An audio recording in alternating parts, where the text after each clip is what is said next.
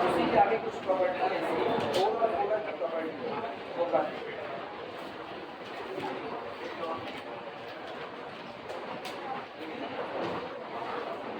पहली property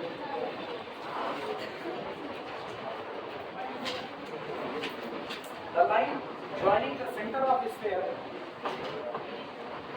double star करके लिखो बता दे है क्या ये पोल और पोलर की प्रॉपर्टी चल रही पोल डिफाइंड हो चुका था पोलर डिफाइंड हो चुका था ये उसी की प्रॉपर्टी की बात the line joining the centre the line joining the centre of the sphere joining the centre of the sphere center of the sphere to any point capital P is any point capital P is perpendicular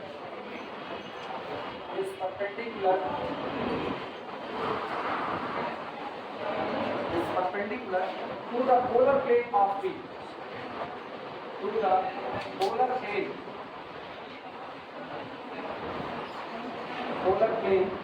of capital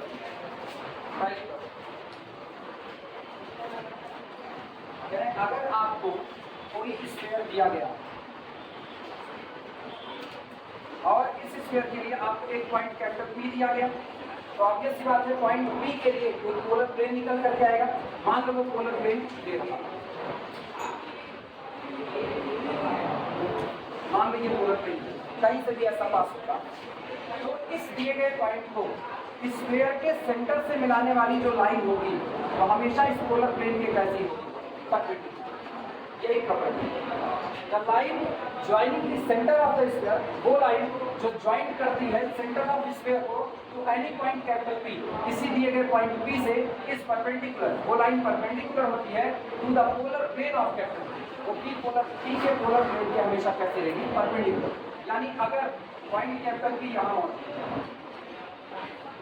point capital P यहाँ पर मौजूद है तो इसका जो polar plane होगा ना वो किस तरह से झुका हुआ होगा अगर वो पता करना है बस इसी थ्योरम का इस्तेमाल ये थ्योरम कहती है कि P को सेंटर से मिलाने वाली लाइन पोलर प्लेन का नॉर्मल आया ना जो लाइन प्लेन के परपेंडिकुलर है वो प्लेन के लिए किसका काम नॉर्मल का तो ये यहाँ पर एक सेंटर ले लो और P से सेंटर को मिला दो मिल गया अब एक ऐसा प्लेन ड्रॉ करो जो इसके परपेंडिकुलर अब वो सेंटर से भी पास हो सकता है वो सेंटर से दूर भी पास हो सकता है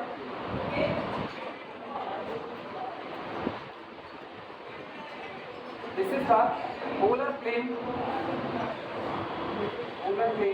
of capital P with respect to given ये होता है पोलर प्लेन को बनाने का तरीका कि कोई भी कहना कि किसी पॉइंट का पोलर प्लेन तो पॉइंट यहाँ पर ले लिया अब तुमने पोलर प्लेन को यहाँ बना दिया दिक्कत सुनना क्या पॉइंट यहाँ पर तुमने लिया अब पोलर प्लेन को यहाँ से बना दिया अब गड़बड़ हो चुका क्योंकि अब ये लाइन इसके लिए नॉर्मल एंगल क्यों इसके पैरेलल नजर आ तो आप इसी प्रॉपर्टी का यूज कर लो कि इस बार ये लाइन ऐसे मिलेगी तो जो पोलर प्लेन आएगा तो या तो यहाँ होगा या यहाँ होगा कहीं होगा लेकिन होगा इस लाइन के कैसा परपेंडिकुलर आई बात समझ में इसी को हम लोग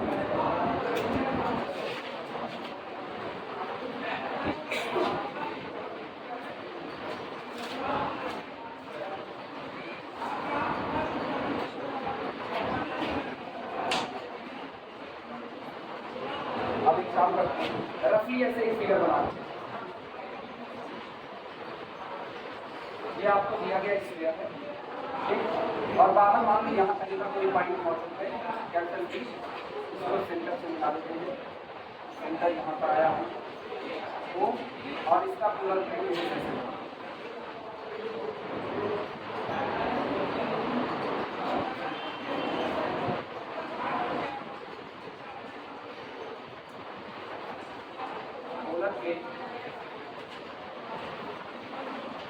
ऑफ कैपिटल P और ये सेंटर है इसको पहले कैपिटल और स्फीयर का सेंटर हमको पता है -u -v -u इसको कहते हैं -u -v -u point fix point कोई आपको कैपिटल पी दिया गया होगा, बाद में हम लोग कैपिटल पी के कोऑर्डिनेट। अच्छा एक और चीज़, अब ऐसे केस में स्फीयर का इक्वेशन जनरल मत ले। दिक्कत क्या है ना, आर्टिकल प्रूफ कर रहे हो, कोई और इन्फॉर्मेशन तो दी नहीं गई कि आप यूपीडब्ल्यू की वैल्यू निकालने के लिए जाओगे, तो आप एक ऐसा स्फीयर चुन लो ना जिसका सेंटर आपको बड़े आसानी से पता है। X square plus y square plus z square is equal to 8, उसका सेंटर आपको आसानी से पता है, तो हम वो स्क्वायर चुन के इसको आसानी से प्रूव कर देंगे।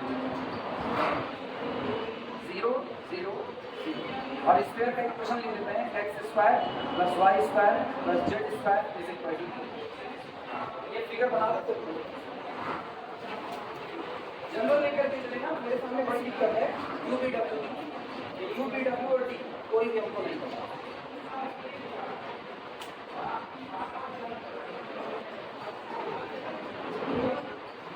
और ये जो पॉइंट कैपिटल पी दिया गया है, कैपिटल पी के कोऑर्डिनेट कुछ मान लो x1 y1 z1, x1 y1 x1 y1 z1।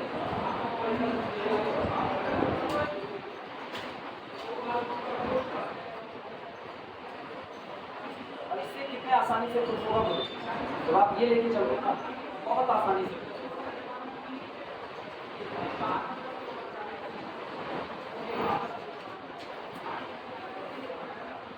उस स्क्वायर के रिस्पेक्ट में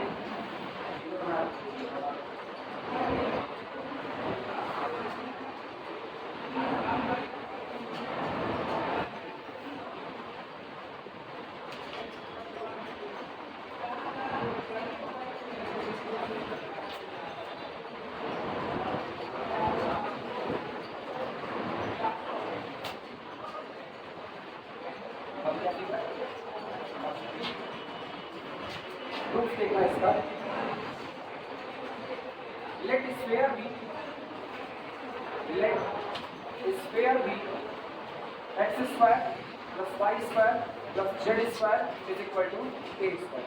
माना स्फीयर का इक्वेशन है x square plus y square plus z square is equal to a square. हमको ये कहना है कि ये जो पॉइंट आपको दिया गया है, इस पॉइंट का पोलर प्लेन, इस पॉइंट का पोलर प्लेन पॉइंट को सेंटर से मिलाने वाली लाइन के कैसा रहेगा, परपेंडिकुलर। मींस ये लाइन प्लेन के लिए किसका काम करेगी, नॉर्मल का। यही इतनी बात साबित करनी है। तो पहले तो पोलर प्लेन निकालना पड़ेगा, और पोलर प्लेन निकालना बताए हुए हैं x square replace by x into x1, y square replace by y into y1, z square replace by z into z1। Polar plane मिल जाएगा। तो हम लोग लिखेंगे polar plane of capital P x1 y1 z1 with respect to sphere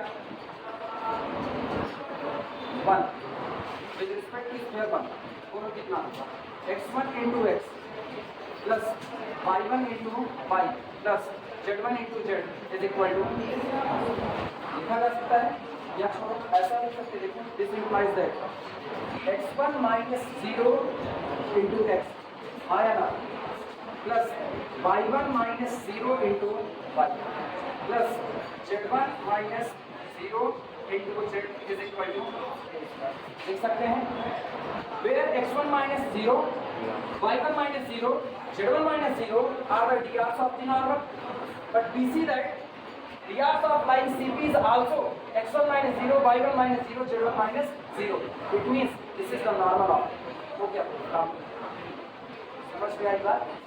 इस sphere से होकर के जाने वाला या इस स्फीयर का पॉइंट P के रिस्पेक्ट में पोलर प्लेन क्या होगा, ये सामने मौजूद है। क्या इसको इस तरीके से लिख सकते हैं कि नहीं, और इस तरीके से लिखे तो x y z के जो कोऑर्डिनेट आगे सॉरी कोफिशिएंट जो रखे गए हैं वो नॉर्मल के क्या होंगे, डीआर। तो ये जिस लाइन के डीआर होंगे वही लाइन क्या होगी, नॉर्मल। तो नॉर्मल प्लेन के परपेंडिकुलर होता है, देखने से पता चल रहा है ये लाइन CP के D R. So line CP will be the normal of the plane, and if line CP will be normal of the plane, then line CP must be perpendicular to the plane. हो गया, यही इतना लिखो।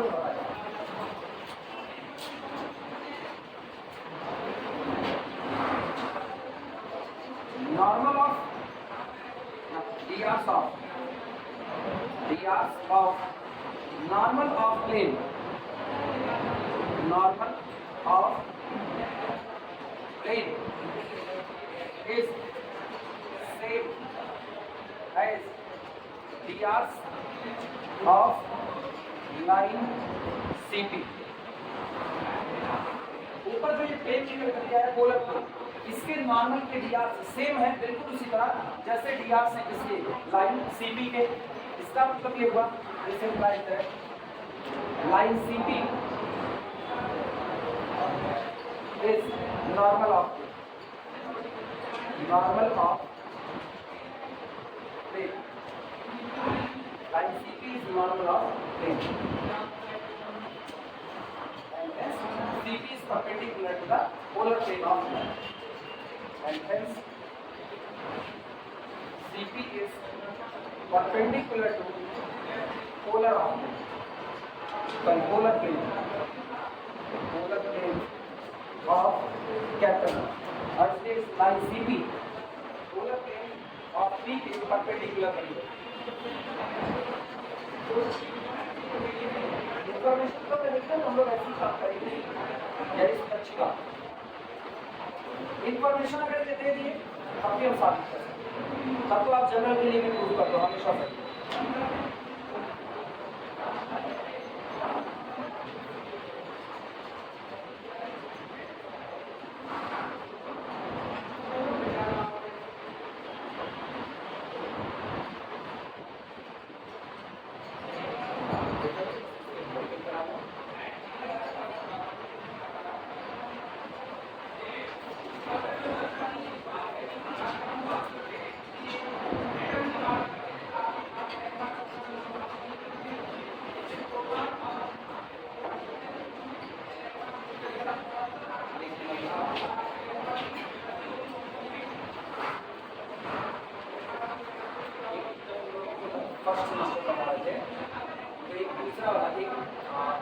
गले वाला root लेकर के आते हैं, इसके बाद एक दूसरा लेकर के कान में वाला लगाते हैं बराबर ना।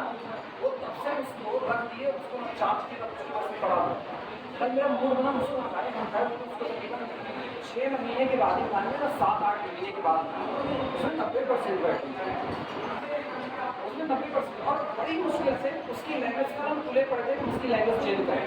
वही उसकी लैंग्वेज किसी तरह से चाइनीज से इंग्लिश सही हो गया और ले करके उसको क्या उसकी बैटरी हमको ताकि तो 8 महीने बिना चार्जिंग में 90% बैटरी को बचा करके रखना। इसकी बैटरी इसकी बैटरी में 5 घंटे की क्लास पाएगा, 5 घंटे के बाद 1 घंटे अगर और कुछ काम करेंगे उधर जाएगा। तो जब 30 का दाम जाओगे ये 1100 का पड़ा, 1300 ये ब्रांडेड है, ये रियलमी का है, वो लोकल कंपनी है वी9 इसका है, लोकल मित्रा ब्रांड है। वो क्या होता है मिटाया जाएगा इसका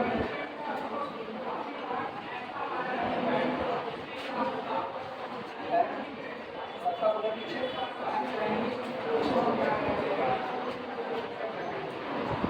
बताए ना, हमको एक और खरीदना था, वो खरीदने के लिए हम निकले। कभी कभी कुछ चीज़ें बड़े फायदेमंद होती है। बोर्ड का मुझको कहीं मिला नहीं सुल्तानपुर में, नहीं मिला तो वापस लौट करके चले आए। बोर्ड का मिलता तो 1200-1300 का बोर्ड का ऊपर था 12, और बहुत सस्ता भी लेते तो 700-800 की तो नीचे में आता था। उसके बाद इसको उठाए, ये बन गया, अभी 1300 रुपये हम नहीं खर्चा करेंगे।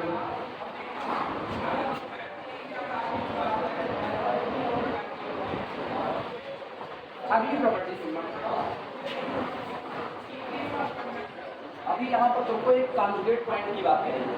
स्फीयर के रिस्पेक्ट में 2 पॉइंट कॉन्जुगेट कब कहे जाते हैं, और सेम यही थ्योरी है उधर सर्किल कॉन्जुगेट पॉइंट। बस यहाँ प्लेन पास होगा, वहाँ कौन पास होगा, लाइन पास। ये अंतर बात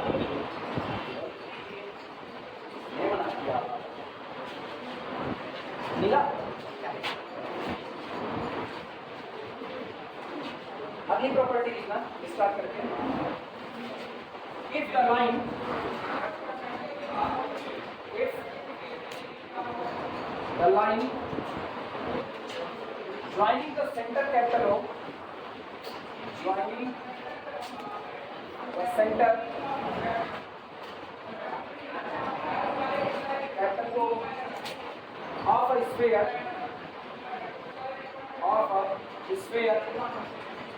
to any point capital P, to any point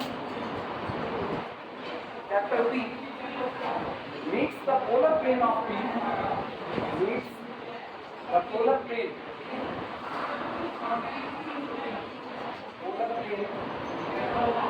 of capital P in capital Q, then product of distances OP and OQ, is equal to A square, where A is radius of the sphere,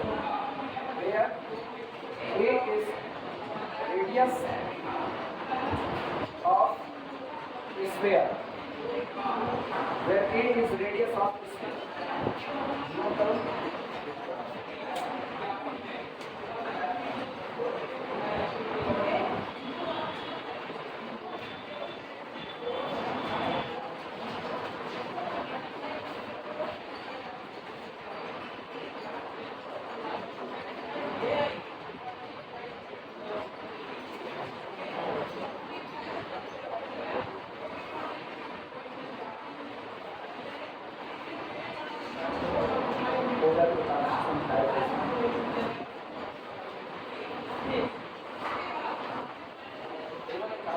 अगर आप एक sphere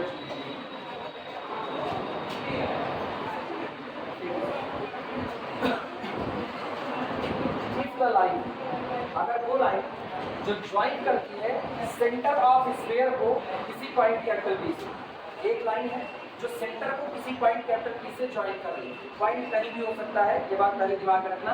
point sphere के ऊपर हो सकता है, sphere के बाहर हो सकता है, अंदर हो सकता है। हम लोग आसानी से समझ में इसलिए बाहर लेकर के चलते हैं। यहाँ पर मान लो पॉइंट कैपिटल पी हो गया और ये मेरे पास सेंटर हो गया और इनको ज्वाइन करने वाली कोई लाइन। अब ऑब्वियस बात है, अगर ये आपने पॉइंट चुना तो इस पॉइंट के लिए आप एक पोलर प्लेन ड्रॉ कर सकते हो। वो पोलर प्लेन मान लो हम ये ट्रेस किए। अब ये पता है पोलर प्लेन खींचा कैसे जाएगा, पॉइंट को सेंटर से मिलाने वाली लाइन के परपेंडिकुलर होगा। तो ये हमने एक पोलर प्लेन ड्रॉ कर दिया। ये पोलर प्लेन कह रहे हैं if the line joining the center capital O to the of the sphere to any point capital P reach the polar plane of capital P, ये जो लाइन है ये पॉइंट कैपिटल P के polar plane से मिलती है in capital Q, किसी point capital Q पर। मान लो जब इसको खींचा जाता है तो यहाँ पर आकर के मिलती है और इसके बाद ये लाइन इसको छेदते हुए पार करता है। बीच में प्लेन रखो और एक लाइन ड्रॉ करो, यहाँ आकर के मिली और इसके बाद पार करो। तो ये जो पॉइंट आपका निकल करके आया ये पॉइंट आपका कौन होगा, कैपिटल P। आई बात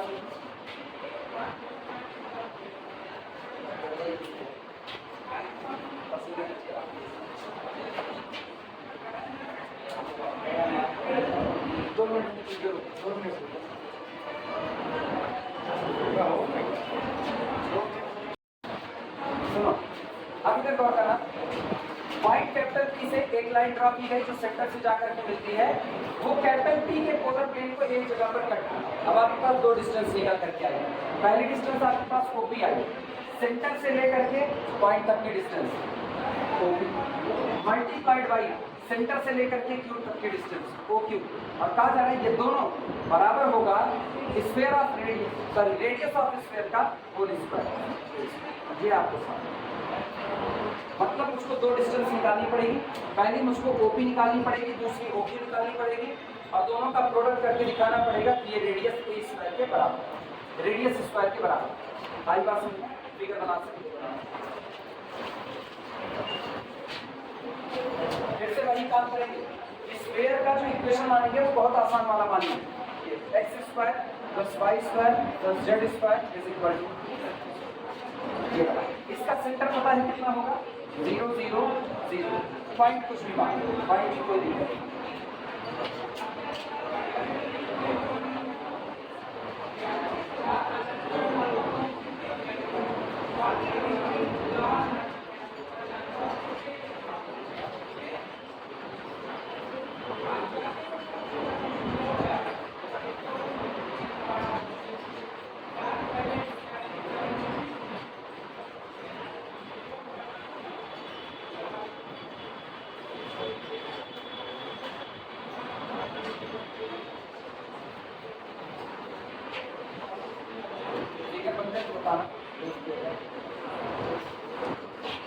कोई पॉइंट हम लोग मान लेते हैं x1 y1 z।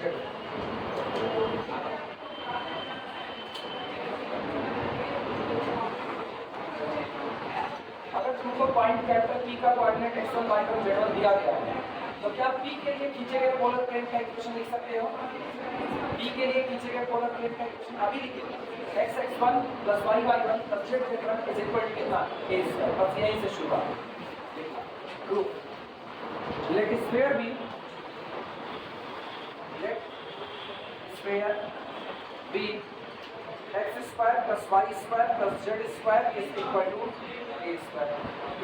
Then and capital P be x1 y1 z1 और जो पॉइंट कैपिटल P दिया गया है दो कौन है x1 y1 और z1 है।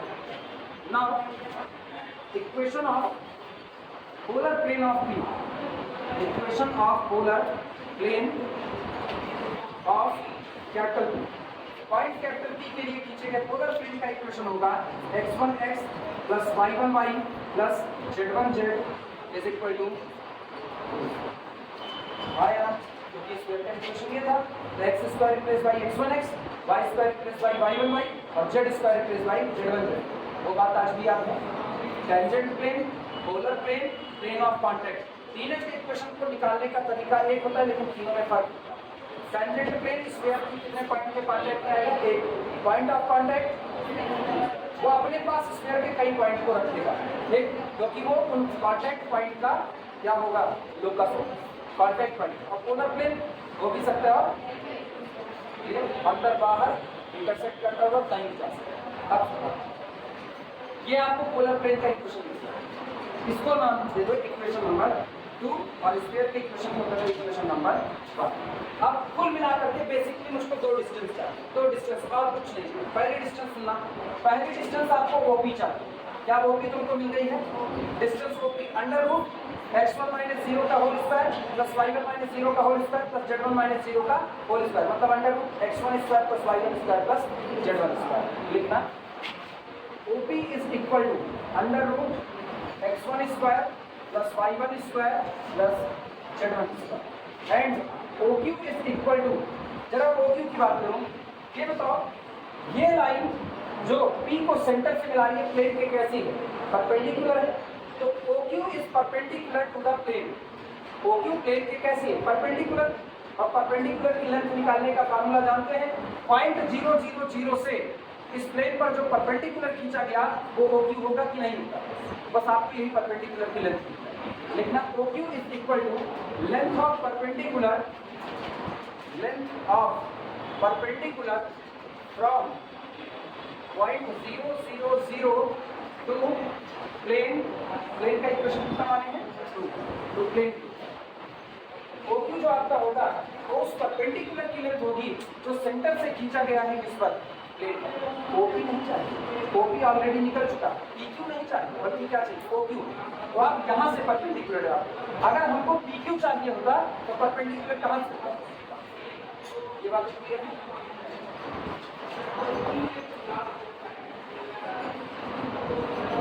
जानते हो लेंथ कितनी आएगी? This is equal to a² upon √(x1² + y1² + कितना हो गया? क्यों? सबको पता है ना, x1 × 0 + y1 × 0 + z1 × 0 -a² बटे, अब सोचो -a² बटे √ होगा तो लेंथ तो नेगेटिव होती नहीं और a² कंफर्मली पॉजिटिव था तो माइनस साइन हटा दें। आई बात समझ में? और अगर तब पर भी दिक्कत लगे जिनको ना, ऐसे this is equal to a² upon √(x1² + y1² + z1। जरा भैया OP और OQ का प्रोडक्ट देखो, OP into OQ is equal to √(x1² + y1² + z1² into a² upon √(x1² + y1² + z1²। और ये पूरा कैंसिल आउट केवल कितना?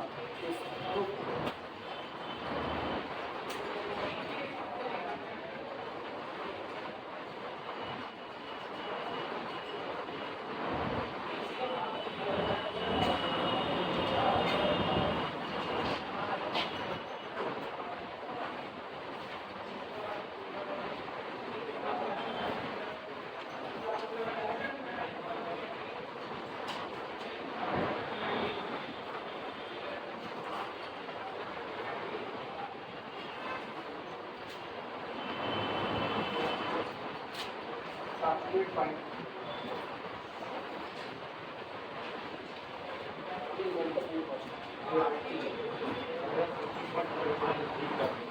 हाँ प्रोसेस ये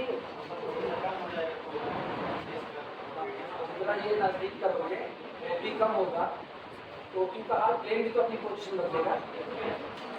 ये बताओ जब तुम ये यहाँ पर इसको यहाँ पर ठीक तो तुम ये जो पोलर प्लेन निकाली ये आर का लो उसका आर कौन था आर एक ऐसा पॉइंट था जो पी और इसको सेंटर को मिलाने वाली लाइन ना इनके बीच में कहीं पर आ रहा था लेकिन हार्मोनिक मीन की प्रॉपर्टी के साथ आता है तो क्या आर की पोजीशन बदलेगी वो तो फिक्स होगा नहीं। ये बात समझ पा रहे हो कि नहीं कर लीजिए। दूसरी बात पी को खिसका नहीं सकते P is the fixed point P कौन होगा एक फिक्स्ड पॉइंट होगा। इस फिक्स्ड पॉइंट से होकर के एक लाइन ड्रॉ की जाती है जो P1 पर काटती है और यहाँ इस पर अब इनके बीच में एक पॉइंट R की तलाश होती है। इनके बीच में distance AR is the distance PR is the harmonic mean of this and this. इनके हार्मोनिक मीन के बराबर ज्यादा एडिशन फिर इसी तरह इनका फिर उसी पॉइंट की तलाश तो ऐसे आपको यूनिक पॉइंट ही मिलेगा। उस दौरान फिर आप इन लोगों को मिलाते हुए प्लेन की तो वो आपका क्या बनता है पोलर प्लेन। तो अगर तुमने इसकी पोजीशन बदल दी तो आर भी तो बदल जाएगा। आर की बदलते किसकी पोजीशन बदली प्लेन की पोजीशन और प्लेन की पोजीशन बदली तो ये परपेंडिकुलर लेंथ बदल जाएगी। इसीलिए ना ये थ्योरम के तौर पर है ये कभी गलत नहीं हो सकता। हमने पॉइंट पी को भी कौन सा कोऑर्डिनेट दिया x1 y1 z1 दिया। जब आप इसको x1 y1 z1 दिए तो क्या ये कोई पर्टिकुलर कोऑर्डिनेट है कुछ भी हो सकता है x1 y1 z1 जो मर्जी वो रखो ये थ्योरम कभी गलत होने वाली नहीं है क्या हमेशा ये बस सोचो कि प्लेन इधर उधर खिसक जाएगा तो डिस्टेंस कुछ कम ज़्यादा हो जाएगी।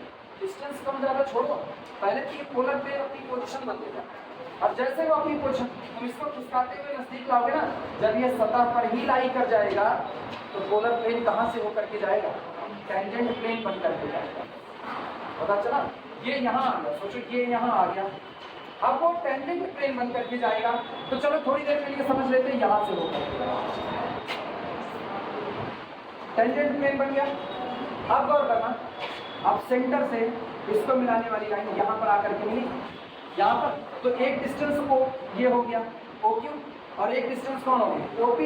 OP भी आपकी रेडियस A है OQ भी आपकी रेडियस A है A इंटू एक P स्क्वायर अगेन नहीं समझ पा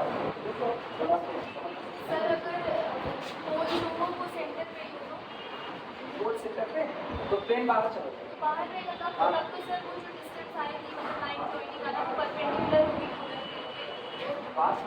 सिर्फ रेडियस की बात थोड़ी है रेडियस स्क्वायर अगर रेडियस 3 है तो आंसर क्या है प्रोडक्ट 9 है अगर रेडियस 10 है तो प्रोडक्ट क्या बनेगा 100। इसकी बात तुम लोगों के दिमाग में क्या चल रहा है तुम लोगों के दिमाग में चल रहा है रेडियस स्क्वायर हम रेडियस स्क्वायर कर रहे हैं लेकिन वो रेडियस स्क्वायर सिर्फ रेडियस स्क्वायर नहीं बल्कि जो डिस्टेंस अलग अलग निकाली गई है उनका स्क्वायर। OP और OQ बराबर नहीं आए कि OPR आ जाए OQR आ जाए नहीं वो कुछ भी आएंगे लेकिन ऐसे आएंगे इनका प्रोडक्ट करेंगे तो कितना आएगा ये 10 कब मिलता है 10 गुणे 10 करोगे तो कितना मिलेगा 100। तो इसका मतलब ये थोड़ी कह दोगे कि अगर आपका R स्क्वायर 100 है तो OP 100 होगा और OQ भी 100 होगा सॉरी OQ भी 10 होगा ये भी 10 होगा ऐसा थोड़ी है। तुम ये देखो ना OP आपका 2 आ जाए OQ आपका कितना आ जाए 50। ऐसा हो सकता है कि नहीं गोल अंदर लेकर के चले आओ गोल अंदर आएगा सोचो पॉइंट अंदर आएगा तो इसकी डिस्टेंस सेंटर से कम हो रही है तो हो गई। अब पोलर प्लेन कहाँ से जाएगा बाहर से तो इसकी डिस्टेंस कितनी होगी 50 हो गई 50 गुना अभी पहले बड़ी बात है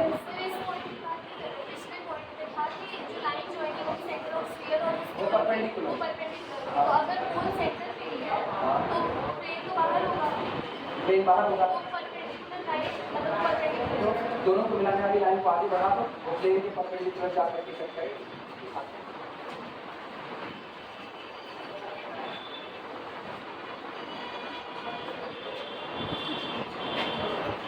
पहला किस्सा जान दूसरे आज जब हम पोल को अंदर कर पोल मान लीजिए सही है पोल यहाँ पर ये पॉइंट तो जो आपका पोलर प्लेन होगा ना वो कहीं दूर से होकर के गुजरेगा ना इंटरसेक्ट करेगा ना टच करेगा, दूर से, लेकिन वो गुजरेगा ऐसा, ये जो लाइन होगी जो इनको आपस में मिला रही है, ये लाइन उस प्लेन की कैसी रहेगी, परपेंडिकुलर,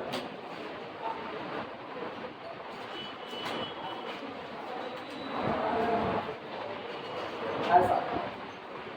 आप प्लेन उधर भी जा सकता है, प्लेन इधर भी जा सकता है, वो तो जैसी कंडीशन दी जाएगी वैसा देखेंगे। तुम्हारी अकॉर्डिंग इसको इसी पर बैठा देखना, तो इनको मिलाने वाली लाइन है, एक पॉइंट है, एक पॉइंट, अब फिर उस पॉइंट से होकर के जाने वाली लाइन ट्रेस करो। अब ये पॉइंट बन गया, ये पॉइंट बन गया, बाकी जो शर्तें दी गई हैं उस शर्त के हिसाब से आपका प्लेन कहीं ना कहीं पर आएगा। एकदम एक आइडिया दी कि आप प्लेन का शेप कैसा रखें। पॉइंट तो तुमने यहाँ रख दिया, जब यहाँ रख दिया पी और ओ को बराबर कर दिया, मान लो हो गए बराबर, हो गए, क्योंकि पी कुछ भी हो सकता है, सेंटर पर भी आप बैठा हो। उस दौरान सोचो जब आप इसको सेंटर पर भी बैठा दिए तो आप प्लेन का शेप यहाँ भी ले सकते हो, आप प्लेन का शेप यहाँ भी ले सकते हो, आप प्लेन का शेप यहाँ भी ले सकते हो, लेकिन कौन सा एग्जैक्ट शेप होगा ये तो तब पता चलेगा जब हम बाकी की भी कंडीशन देखेंगे। समझने के लिए कहें तब प्लेन कहीं भी बना सकते, समझने के लिए तुम वर्तमान समझने के लिए प्लेन कहीं भी खींच देते, तो जब तक आपको कोई डिजिट दी नहीं गई है तब तक आपको एक समझने के लिए कहीं फिगर ड्रॉ करना है, तो आप प्लेन को कहीं किसी नहीं रोकना। लेकिन जब आपको डेटा दे दिया जाएगा तो डेटा के अकॉर्डिंग आप प्लेन सही सलामत खींचोगे तो उसका एक ही यूनिट होगा, फिर आपको अलग अलग प्लेन मिलेगा।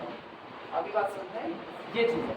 अब अगर किसी को ये लगे ये यहाँ पर आ गया यहाँ, तो गौर करो ये पी है और ये कॉल है, वो है, इनके बीच में एक डिस्टेंस होगी, ये कम हो चुकी है, उस दौरान पता है, उस दौरान निश्चित तौर पर ओ और क्यू के बीच में डिस्टेंस बढ़ चुकी है, और ये प्लेन बाहर होकर के जाएगा, बाहर होकर के जाएगा तो अब ये डिस्टेंस आएगी, ये परपेंडिकुलर लेता है।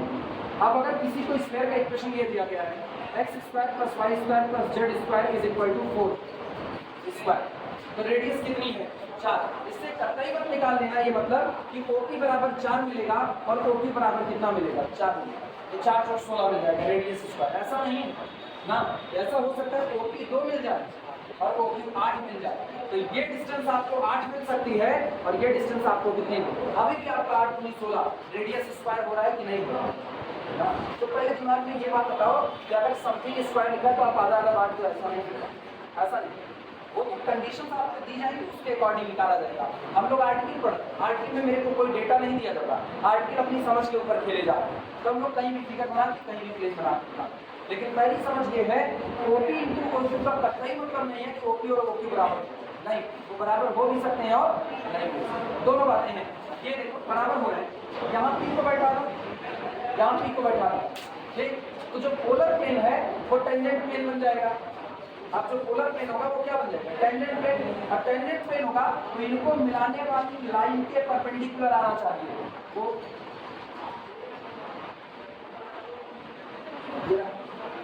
मिल गया।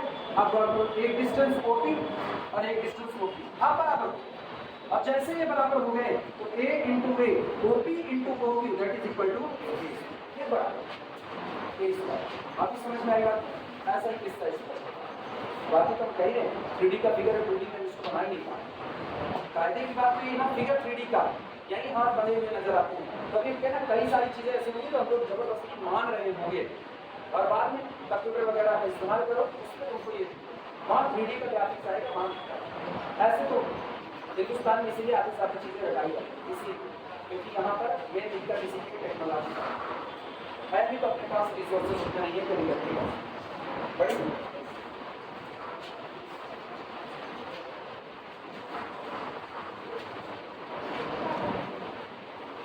और इससे बड़ी विडंबना ये ना, किताब का ना खाली डिफिनेशन लिख करके पार कर देते हैं, विजुअलाइजेशन जैसी कोई चीज़ नहीं है, किताब चाहे तो 3D फिगर बना सकती है, किताब में 3D का फिगर बन जाए, तुम लोग सोच रहे कैसे बनेगा। किसी ने इलेक्ट्रॉनिक्स BK मेहता देखी है या छोड़ो, पहल एंड वहल की केमिस्ट्री देखे हो, एस्टान पब्लिकेशन, एस्टान पहल एंड वहल की colour print black and white, पहल एंड वहल की नहीं देखी, ठीक है हम एक दिन दिखा लेकर गए मेरे पास कलर प्रिंट बुक जो आ रही है एस्टान पब्लिकेशंस में, उसमें जो फिगर बनाया है ना वो ऐसा बनाया गया है जैसे बल्लेबाज को खेलता हुआ उसमें दिखा दो तो तुमको 3D में लगेगा, ये वो 3D में खेल रहा है, अपने लोग इसमें बल्लेबाज बनाए लगभग नहीं करेगा खेल रहा है, अपने लोग लगेगा 3D में है, 2D में पड़ रहा है, तो वहां बनाते हैं ना, तो वहां नीचे एक सरफेस बना देता है, उस सरफेस से ऐसे होकर के जाने वाला प्लेन आता है, तो फील आता है कि 3D का है, तब फिर लाइन पास करते इंटरसेक्शन करते हुए तो वो दिखता है। ये चाहे तो बना दे, लेकिन ये बना ही नहीं रहे, पता नहीं कहाँ। और जितनी किताब मेरे पास है हम सब में देख चुके, किसी ने फिगर वगैरह की कोई बात नहीं की है। एक काम, थ्योरी लिखो, थ्योरी लिखो, थ्योरी लिखो, समझना है तुम समझो, अपनी जमीन पे खेलो। अब क्या किया जा सकता है, मजबूरी यही है, हाथ बढ़ाना।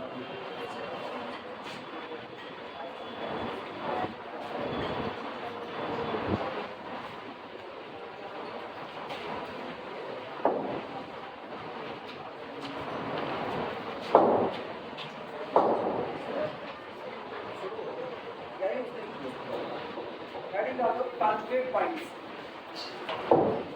Conjugate point.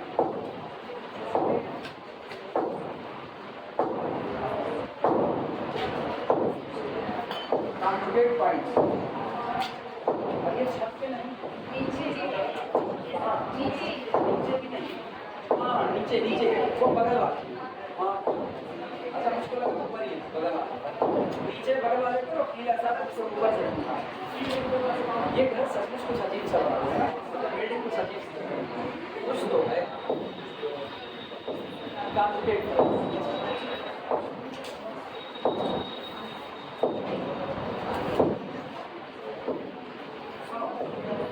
दो पॉइंट किसी स्फीयर के रिस्पेक्ट में एक दूसरे के कॉन्जुगेट पॉइंट कहे जाते हैं, अगर कुछ ऐसा किस्सा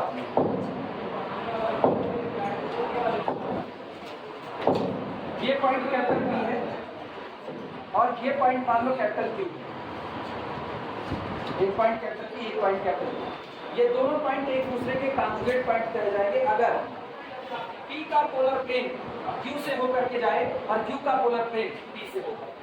अब गौर करना, P का पोलर प्लेन खींच, P को सेंटर से मिलाने वाली लाइन के परपेंडिकुलर होगा, तो पॉइंट वहां पे तो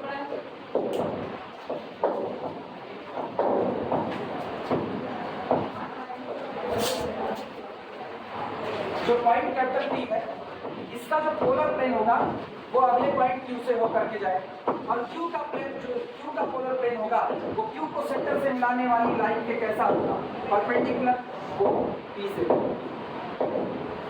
अब ये हम अपनी सहूलियत के लिए पॉइंट ले लिए, बाकी ये पॉइंट यही होंगे, ये कहीं भी हो सकते हैं, लेकिन शर्त यही है कि दो दिए गए पॉइंट P और Q एक दूसरे के लिए कॉन्जुगेट पॉइंट कहलाएंगे अगर P का पोलर प्लेन Q से गुजरे और Q का पोलर प्लेन P से गुजरे, then both points known as the conjugate of each other। ये एक दूसरे के कॉन्जुगेट है, किसके रिस्पेक्ट में, इसमें यहाँ कॉन्जुगेट का मतलब ये मत समझना कि z = x + iota y का कॉन्जुगेट x - iota, ऐसा कुछ यहाँ हिस्सा नहीं, ये कॉम्प्लेक्स में कॉन्जुगेट होता है।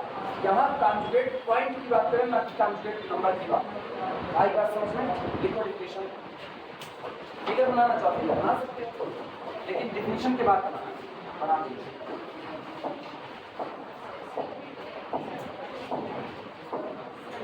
हाँ हाँ, मतलब दोनों को तुमने एक साथ कर दिया ना, एक साथ, तो ऐसे पॉइंट कॉन्जुगेट हो पाएंगे, ऐसे पॉइंट या कॉन्जुगेट हो पाएंगे। अब दोनों के लिए जो प्लेन बनेगा वो टेंजेंट प्लेन, दोनों के लिए जो टेंजेंट दोनों के लिए जो पोलर प्लेन बनेगा वो टेंजेंट हो जाएगा। अब तुमको ये सोचना क्या है कि पॉसिबल हो पाएगा, क्योंकि डेटा जब तक दिया नहीं जाएगा तो कुछ नहीं कर सकता।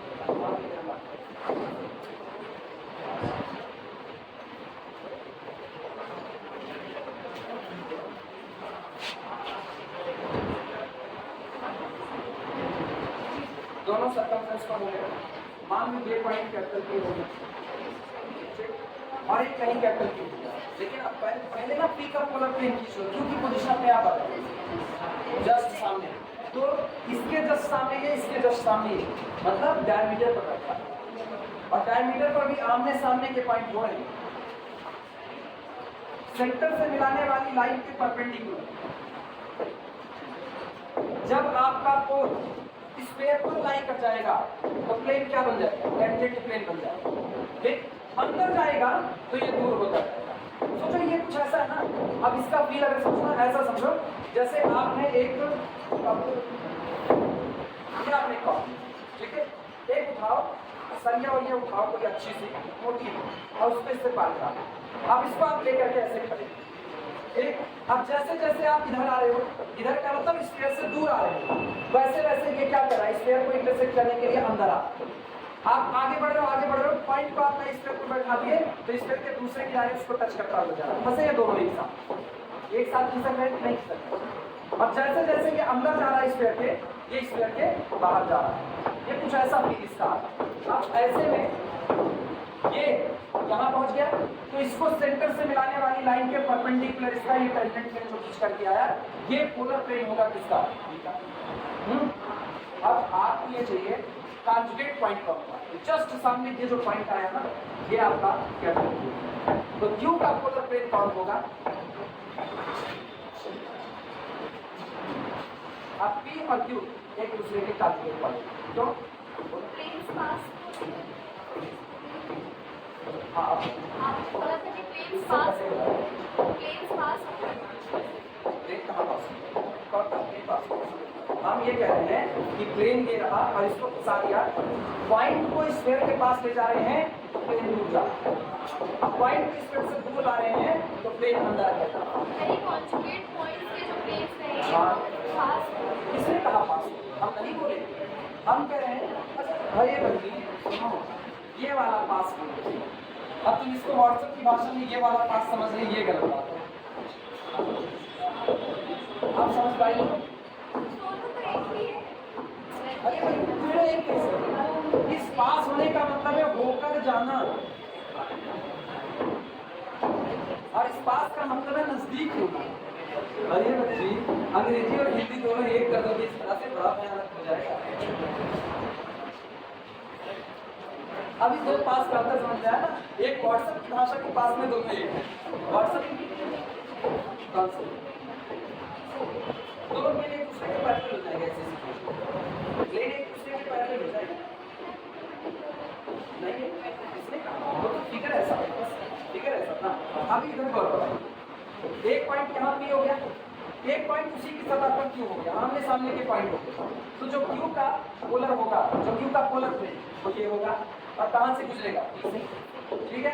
अब जो P का पोलर प्लेन होगा वो इसके सामने ये होगा, तो P और Q एक दूसरे के लिए कैसे पॉइंट होंगे, कॉन्जुगेट, तो P के लिए एक ही कॉन्जुगेट पॉइंट थोड़ी हो सकता है। अगर P आप यहाँ बाहर मान लो, अब P को यहाँ, P की पोजीशन बदल रही है, जैसे जैसे आप पोजीशन बदलोगे ना वैसे वैसे आपका पोलर प्लेन का इक्वेशन बदलेगा। अब P की पोजीशन यहाँ पहुँचा, यहाँ अभी स्फीयर पर ही, अब ये Q इसके लिए कॉन्जुगेट नहीं हो सकता, क्योंकि इस Q के लिए जो पोलर प्लेन है वो यहाँ गुजर रहा है और वो P को छोड़ दिया। अगर आपने इसको कर दिया P डैश और Q को यही रखा है, यानी Q बराबर Q डैश आपने कर दिया, लेकिन P को चेंज करके क्या कर दिया P डैश, तो P डैश का जो पोलर प्लेन होगा वो यहाँ कहीं से गुजरेगा, क्योंकि अब इसको सेंटर से मिलाने वाली लाइन इसके परपेंडिकुलर, समझ में आई बात है। अब गौर करो, ये इसका पोलर प्लेन हो गया किसका, P का, but it not passes through the capital, लेकिन ये Q से पास नहीं हो रहा, तो इसका मतलब ये P डैश और ये Q डैश ये दोनों एक दूसरे के कॉन्जुगेट पॉइंट नहीं हो सकते, आमने सामने वाले हैं ना, ये एक दूसरे के कॉन्जुगेट हो सकते हैं, तब जवाब स्फीयर की सतह पर मौजूद होता। अब हम स्फीयर के बाहर आ, हम पॉइंट यहाँ पर ले रहे हैं, यहाँ ये मेरा पॉइंट है कैपिटल P, ऑब्वियस बात है इसका जो पोलर प्लेन ट्रेस होगा वो उस लाइन के परपेंडिकुलर होगा जो लाइन इसको कहाँ से मिला रही होगी, सेंटर, मान लो ये, मान लो ठीक, तो ये प्लेन ऐसे बढ़ते जाते हैं। अब गौर करना, अगर हम ये वाला पॉइंट कैपिटल P ले, ये पॉइंट कैपिटल P, ठीक, तो गौर करो क्या ये पॉइंट इसके लिए कॉन्जुगेट पॉइंट बन सकता है, नहीं बन सकता, क्यों, एक रीजन और है, ठीक है, P का पोलर प्लेन Q से गुजर गया, लेकिन Q का भी पोलर प्लेन कहाँ से गुजरना चाहिए, P से, दोनों के पोलर प्लेन एक दूसरे से गुजरने चाहिए, तभी दोनों एक दूसरे के कॉन्जुगेट होंगे। अगर आप ये कहो P का पोलर प्लेन तो इनफाइनाइट पॉइंट से गुजर रहा है, लेकिन क्या सारे इनफाइनाइट पॉइंट उसके लिए कॉन्जुगेट पॉइंट हो पाएंगे, नहीं हो पाएंगे, वही हो पाएंगे जिन पॉइंट के लिए भी अगर पोलर प्लेन खींचा जाए तो वो पोलर प्लेन कहाँ से गुजर जाए, P से। दो तरफा बातें हैं, गिव एंड टेक का रिलेशनशिप चल रहा है, P कह रहा है मेरा पोलर प्लेन खींचा गया Q से पास हो गया, Q भी उसी दौरान कहे मेरा पोलर प्लेन खींचा गया और P से पास हो गया, तो हम दोनों लोग एक दूसरे के क्या हो जाएंगे, कॉन्जुगेट। लेकिन P का पोलर प्लेन खींचा गया Q से पास हुआ, Q का पोलर प्लेन P से पास नहीं हुआ तो दोनों पॉइंट एक दूसरे के कॉन्जुगेट पॉइंट नहीं हो सकते। अभी आई बात सुनो,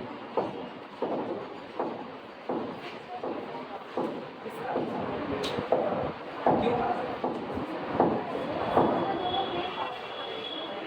प्लेन पॉइंट से पास नहीं सुनो। अच्छा तुम लोग लैंग्वेज में करो, वापस बड़े इत्मीनान से सारी लैंग्वेज आओ। पॉइंट कौन है? Capital P. कैपिटल पी का पोलर प्लेन ट्रेस करो। कैपिटल पी का पोलर प्लेन दूसरे वाले पॉइंट कैपिटल क्यू से होकर के गुजरना चाहिए, मतलब दूसरा पॉइंट कैपिटल क्यू इसके पोलर प्लेन का पॉइंट होना चाहिए। अभी बात स्पष्ट हुई? और कैपिटल क्यू का पोलर प्लेन ट्रेस करो तो कैपिटल क्यू का पोलर प्लेन किस पॉइंट से गुजरना चाहिए? पी से।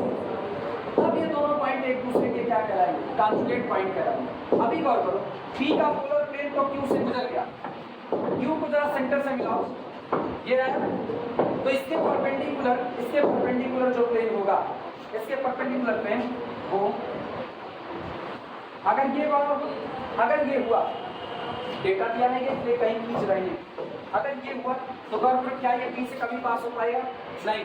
तो इसका मतलब अगर क्यू का पोलर प्लेन ये होता है तो अब ऐसे में पी और क्यू एक दूसरे के कॉन्जुगेट पॉइंट नहीं हो सकते। लेकिन अगर क्यू का पोलर प्लेन आपको ये मिलता है, अगर ये मिलता है और ये लाइन परपेंडिकुलर बनी रहती है, अगर परपेंडिकुलर बनी रहती है तब ये दोनों एक दूसरे के कॉन्जुगेट पॉइंट हो जाए। एक 2D का शेप है, तुम सर्किल पर देख रहे हो, रियलिटी में ये सब कुछ घटित किस पर हो रहा है? स्फीयर। तो इस पे स्फीयर पर विजुअलाइजेशन करना, आपको खुद नहीं पता है कि दोनों पॉइंट कैसे होंगे, इनका पोलर प्लेन कहाँ जाएगा, क्योंकि डेटा ऑर्डर दिया नहीं गया। डेटा दिया गया होता हम परपेंडिकुलरिटी की शर्त चेक कर लेते, लाई कराने के लिए हम देख लेते, हम पी का पोलर प्लेन निकालेंगे, जैसे अपने को पता करता हूँ न्यूमेरिकली हम लोग इसको बहुत आसानी से लगा पाएंगे, बोर्ड पर नहीं दिखा पाएंगे। अगर मुझको ये पता करना हो कि कैपिटल पी और कैपिटल क्यू दोनों एक दूसरे के कॉन्जुगेट पॉइंट है या नहीं, तो हम एक काम करते, स्फीयर आपको सेम दिया, उस स्फीयर के लिए मान लो पी के कोऑर्डिनेट है 2, 3 और 4, तो और स्फीयर का इक्वेशन मान लो x² + y² + z² = 16। ये रहा एक एग्जांपल के तौर पर। तो P का पोलर प्लेन निकाल लो, बताओ P का पोलर प्लेन क्या होता है? बताओ 2x + 3y + 4z = 16। ये P का पोलर प्लेन हुआ। चेक करो क्या Q इससे होकर के जा रहा है कि नहीं, या ये Q से होकर के जा रहा है कि नहीं। Q के कोऑर्डिनेट दे रहे हैं -1 -1 -1, रख के चेक करो क्या सेटिस्फाई करेगा, क्या सेटिस्फाई करेगा? नहीं। इसका मतलब this point does not satisfy polar plane of capital P, means polar plane of capital P never passes through the point capital Q। P का पोलर प्लेन कैपिटल Q से पास नहीं हुआ तो इनकार करो, सीधे Q का निकालने की नीड नहीं, इनकार करो, ये एक दूसरे के कॉन्जुगेट पॉइंट नहीं हो सकते। अब की गौर करना, हम Q को चुन ले रहे हैं, अब हम Q को ले रहे हैं 0 0 4। अभी जरा रखो 0 0 4 4 चौक 16 सेटिस्फाई किया। इसका मतलब एक गारंटी मिली, रुकना, एक गारंटी केवल मिल रही है बस, वो गारंटी ये है कि B का पोलर प्लेन Q से होकर के जाता है। अब दूसरी बात आओ, अभी तुम ये नहीं कह सकते कि दोनों कॉन्जुगेट हैं, अब आओ Q का पोलर प्लेन निकालो। Q का पोलर प्लेन क्या होगा कोई बताएगा? 4z = कितना? 16। अब इसमें जरा इस पॉइंट को रखो, सेटिस्फाई किया 416। तो इसका मतलब Q के पोलर प्लेन से P जाता, या Q का पोलर प्लेन P से होकर के गुजर रहा है। अब ऐसे में 2 3 4 और 0 0 4 इस स्फीयर के रिस्पेक्ट में एक दूसरे के कैसे पॉइंट बनते हैं? Conjugate point. न्यूमेरिकली बड़ा आसान है चेक करना, फिगर से नहीं, क्योंकि फिगर किसका है? 3D का, और पढ़ा किस पर रहे हैं? 2D। बवाल इसी बात का है। तो तुम लोगों को, मेरा दिमाग तो चल रहा है, मेरा दिमाग तो 3D में विजुलाइज कर रहा है, क्योंकि हम 10 साल पढ़ा चुके हैं। तुम्हारा दिमाग 2D में विजुलाइज कर रहा है, तुम इसको 2D में देख रहे हो, 2D में समझ रहे हो, हम खाली मुंह से चला रहे हैं। 3D में ये फर्क आता है, ये धीमे धीमे एक प्रोसेस होगा। दूसरी बात, हम बस सर्किल बहुत पढ़ चुके हैं, तो हम सर्किल का यहाँ पर यूज कर रहे हैं। पता है सर्किल से अगर तुमको स्क्वायर बनाना हो, एक काम करो बस, खाली सर्किल को बाहर निकाल के छल्ला बना और छल्ले को नचा। छल्ला नाचने के बाद क्या दिखेगा? स्क्वायर। वो वाला छल्ला देखियो, चाबी का एक छल्ला आता था, 2 तरफ फंसा रहता था, इधर आधा कटा कटा, उधर आधा कटा कटा लिखा रहता था। अब बाद में अब वो घूमता था तो तुमका पूरा लिखा हुआ नजर आता था। कभी तुम्हारे घूमने नहीं गए, अरे नुमाइश को बहुत शुद्ध हिंदी में गांव की भाषा में नुमाइश बोलते हैं और शहर की भाषा में प्रदर्शनी बोलते हैं। हाँ? अब ये सीबीएसई बोर्ड की भाषा है भाई, हम यूपी बोर्ड की भाषा बोल रहे हैं, प्रदर्शनी बोलते हैं, प्रियदर्शनी नहीं, प्रदर्शनी। तो प्रदर्शनी देखने अगर तुम लोग जाओ तो वहाँ पर ऐसे खूब छल्ले मिलते हैं और लोग क्या करते हैं, अपने नाम का छल्ला लेते हैं। लोग अपने नाम का छल्ला, जैसे हम कहें ना तो हम ए नाम का छल्ला लेंगे तो आधा ए इधर आधा ए उधर और नचाएंगे तो पूरा ए नजर आएगा, ऐसा होगा। अभी समझ में आया? तो ये जब छल्ला नाचता है तो उनको इस तरह से आधा आधा काट के आधा उधर लगाओ आधा इधर और उल्टा छापो उधर और उसके बाद उनको पूरा ए नजर आएगा। तुम लोग नहीं देखे, तुम लोग बचपन सीखे नहीं कि सीधे बोलती आप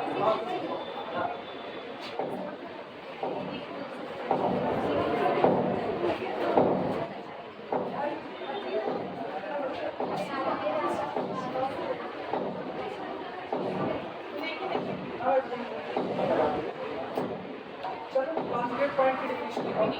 अभी पहले वाला कॉन्जुगेट पॉइंट अभी सर ऐसा हो सकता है कि कोई पॉइंट हो उसका पोलर प्लेन दोनों स्फीयर के बाहर ही हो, मतलब एक तरफ ऐसा अभी मतलब अगर पोल बाहर होगा तो पोल बाहर है तो प्लेन इंटरसेक्ट करेगा, पोल स्फीयर पर है प्लेन टच करेगा, पोल अंदर है दूसरे, बस यही कंडीशन है और कंडीशन ही है और पॉसिबिलिटी आर की सिचुएशन ही ऐसी है। जो हार्मोनिक मीन वाला आर चाहिए आपको ना, उसकी सिचुएशन ही ऐसी है। लिखना कॉन्जुगेट पॉइंट हेडिंग पड़ी है, हेडिंग पड़ गई, उसमें लिखो 2 points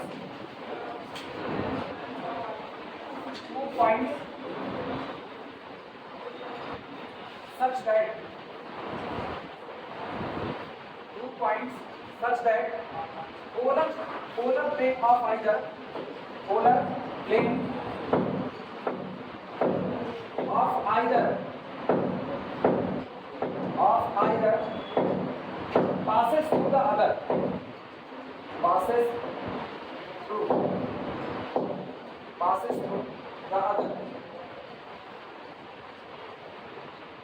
through the other, are called conjugate point,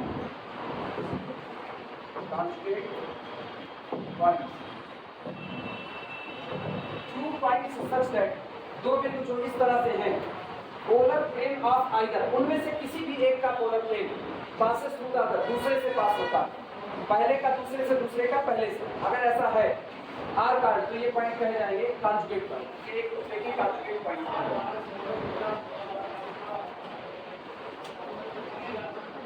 और पता है ये जो दोनों प्लेन निकल करके आए ये लोग कॉन्जुगेट प्लेन है। दो पॉइंट अगर कॉन्जुगेट पॉइंट बन गए तो उनके रिस्पेक्ट में मिलने वाले प्लेन एक दूसरे के क्या कहलाएंगे, कॉन्जुगेट प्लेन। मतलब दो प्लेन, आप डेफिनेशन सुना, पहला प्लेन है P1 बराबर 0, दूसरा प्लेन है P2 बराबर 0, ये दोनों प्लेन कॉन्जुगेट प्लेन कहलाएंगे अगर इसका पोल इस पर लाई करे और इसका पोल इस पर लाई। ये P के लिए है, ये Q, ठीक है। पॉइंट कैपिटल P पोल का काम कर रहा है और ये उसका पोलर प्लेन है। पॉइंट कैपिटल Q पोल का काम कर रहा है, ये उसका पोलर प्लेन। अब ये दोनों पॉइंट कॉन्जुगेट बनना चाहते हैं तो कहा जाएगा P का पोलर प्लेन पास करे किससे, यही रिलेशनशिप है। और P जिसका Q का पोलर प्लेन पास करे किससे, तो ये दोनों पॉइंट एक दूसरे के क्या होंगे, कॉन्जुगेट पॉइंट। और ये दोनों प्लेन एक दूसरे के क्या कहलाएंगे, कॉन्जुगेट प्लेन। तो कॉन्जुगेट प्लेन की डेफिनेशन क्या लिखोगे, two planes are conjugate plane of each other, two planes are called conjugate planes of each other if pole of this plane passes through other and pole of this plane passes through। ये समझ में आ रहा है कि नहीं, ये पल्ले पड़ रहा है कि नहीं पड़ रहा है ना। हाँ, ये ऐसे फिगर बना लेना, तुमको रिलेशनशिप समझ में आएगा। जब तक ऐसे इस तरीके से नहीं चलेगा पल्ले वाला नहीं पड़ता, बस रटना मार दूंगा। इधर पोल पोलर प्लेन ऐसे लिखते हैं, पोल है P और इसके रिस्पेक्ट में पोलर प्लेन है P1 बराबर 0। पोल है Q और इसके रिस्पेक्ट में पोलर प्लेन है P2 बराबर ये।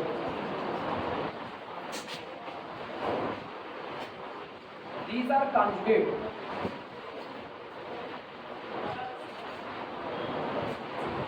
if, ये conjugate होंगे कब? if point P lie on the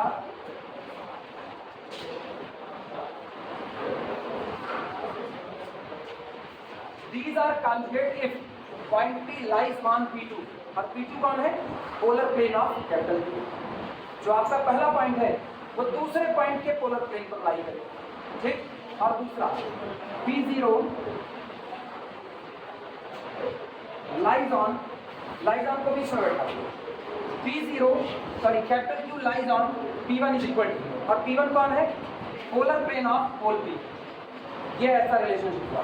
तो दोनों पॉइंट एक दूसरे के क्या कहलाएंगे? Conjugate point. और these two are conjugate planes, और ये दोनों एक दूसरे के conjugate planes, यही रिलेशनशिप है। दिमाग जोर से डालना पड़ेगा, आप बोलिए ऐसा जैसे जैसे चीज आगे बढ़ती है ऐसे ही।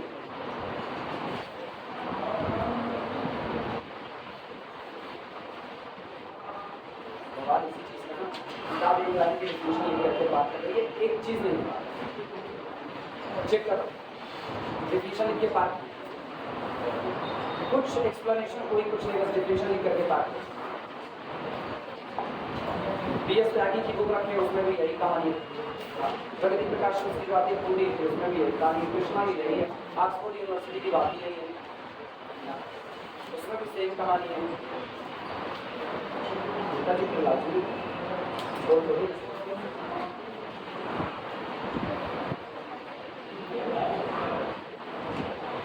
कैसे बना चलते हैं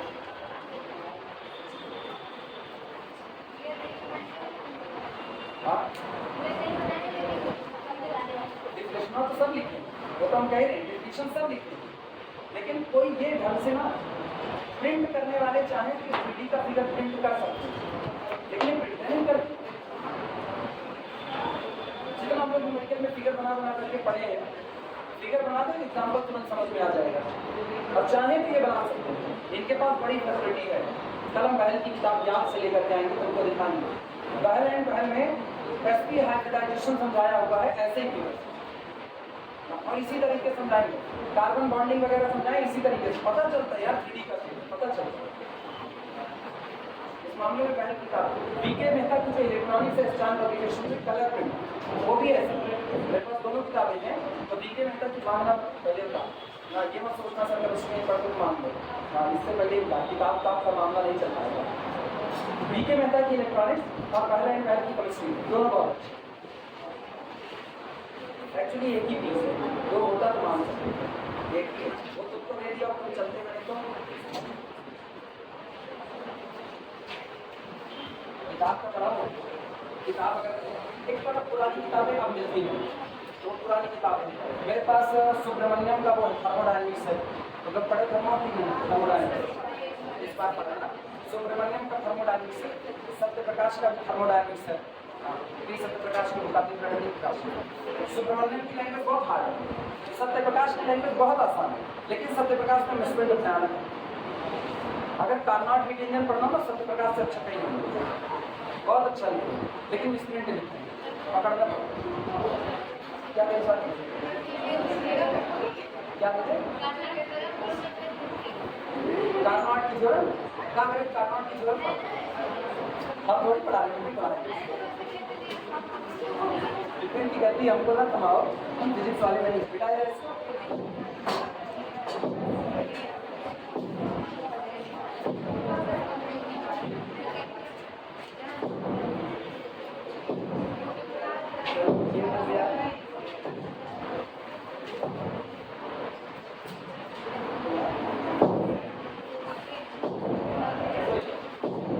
लास्ट हेडिंग पोलर लाइंस इसकी भी चर्चा करने का ये भी पोलर लाइंस ध्रुवीय रेखाएं, पोलर लाइंस,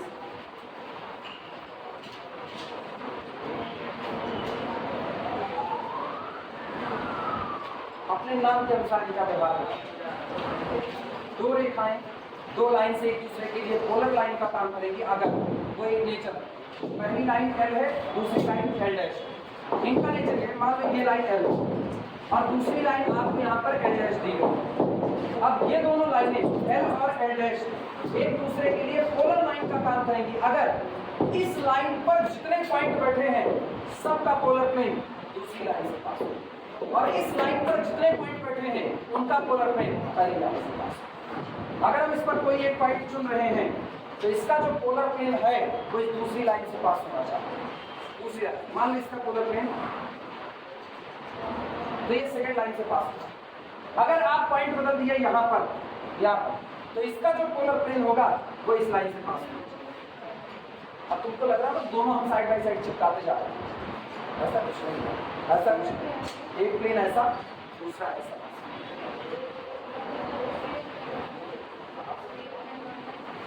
नहीं, अब स्फीयर की कहाँ बात है?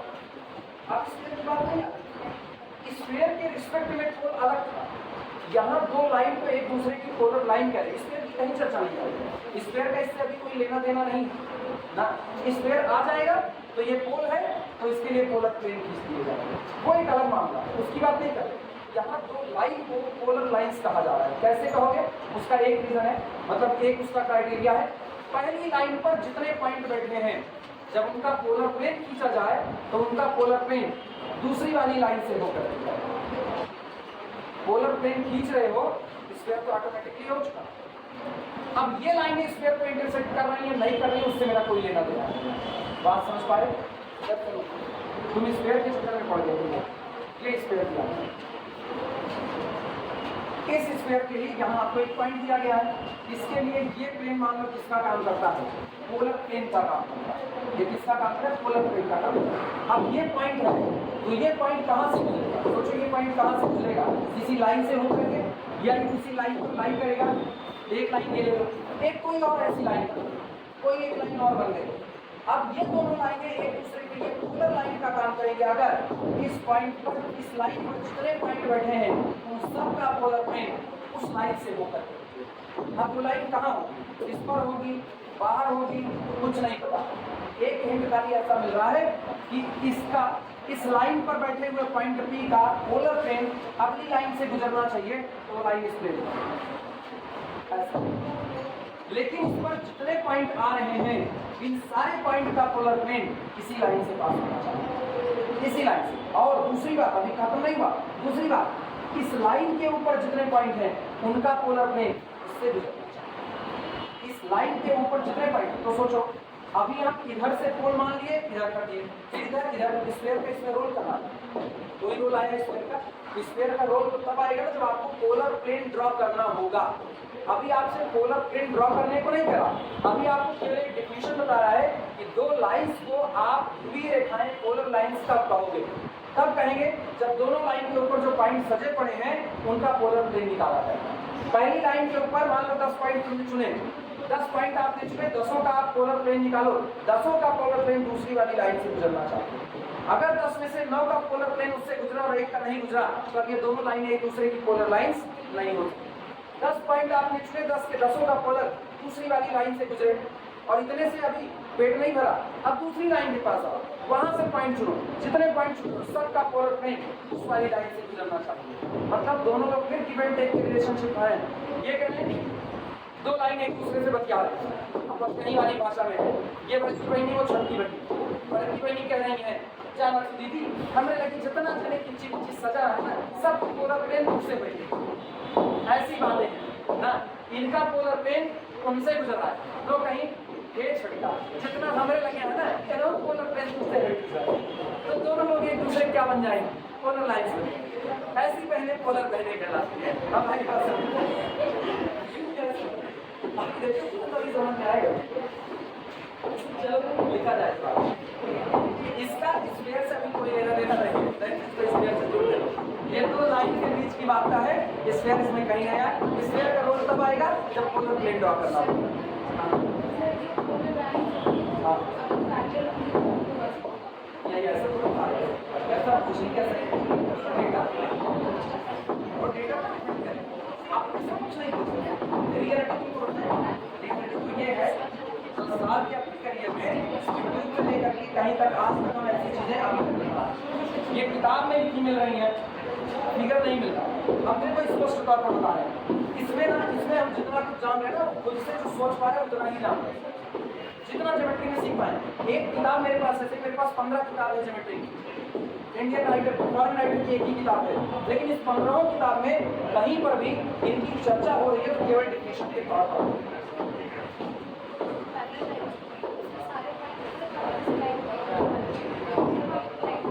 ज्योमेट्री में ये चीज नहीं कह सकते हो कि सिर्फ पैरेलल में ही तुमको बोर्ड पर दिख रहा, ये चीजें बोर्ड पर नहीं हो रही, ये चीजें स्पेस में हो रही।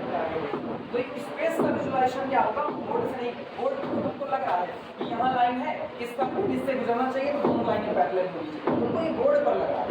स्पेस में थोड़ी, स्पेस में गौर करो, एक लाइन वहाँ, एक लाइन इस तरीके से, ये लाइन ऐसी जा रही है और ये लाइन नीचे, क्या ये दोनों लाइनें एक दूसरे की पैरेलल है? लाइन पैरेलल ये, क्या ये पैरेलल है? इसको पैरेलल नहीं कह सकते ना, ये कह सकते हो? नहीं कह सकते।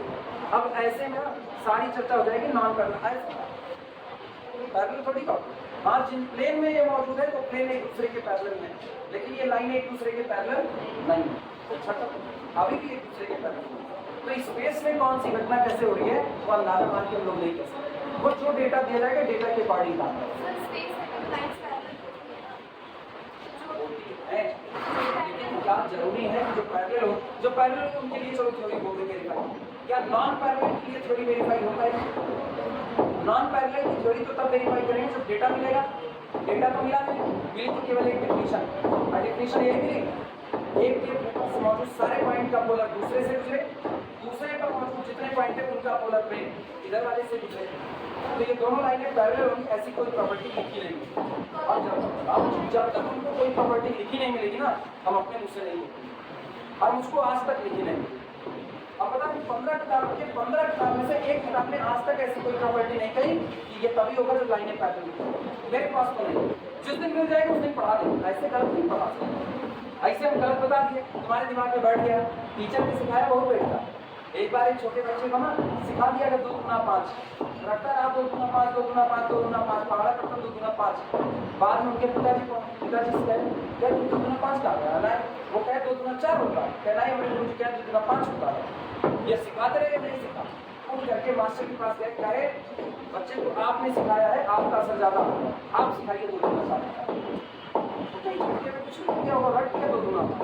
मतलब ये कहानी है, वास्तविक घटनाओं से इसका संबंध नहीं है, ऐसी चीजें तुरंत पता में आती है ना।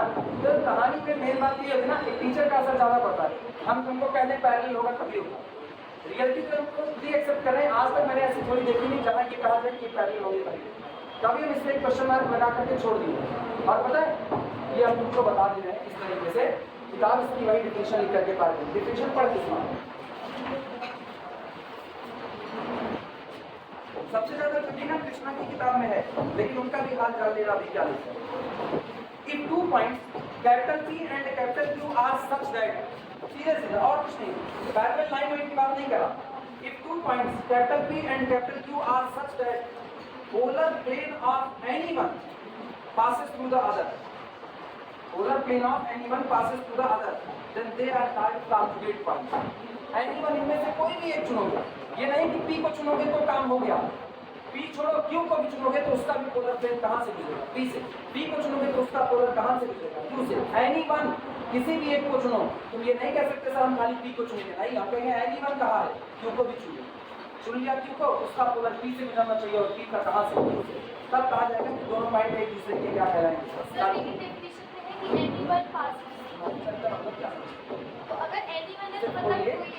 anyone तुम्हारी चॉइस में P, मेरी चॉइस में Q, तो Q अगर पास कर रहा है तो ठीक है, तो हम दोनों चेक करेंगे, अगर कोई एक कर गया तो मतलब anyone का मतलब ही यहाँ पर है कि आप दोनों में से कोई भी चुन लो, दोनों में से कोई भी होना ही चाहिए।